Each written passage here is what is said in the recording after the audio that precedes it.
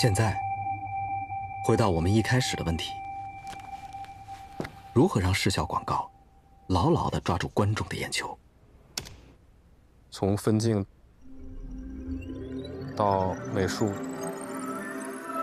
到動畫，到音樂，它每一寸每一點都會非常有效地銜接在一起。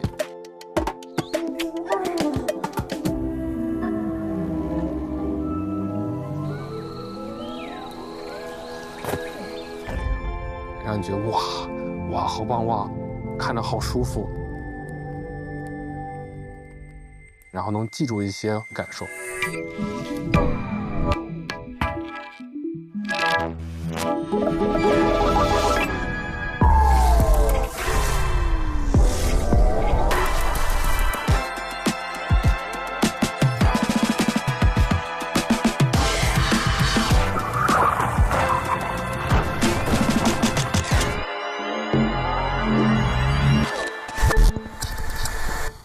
这是动态设计作品《白噪音》的60秒。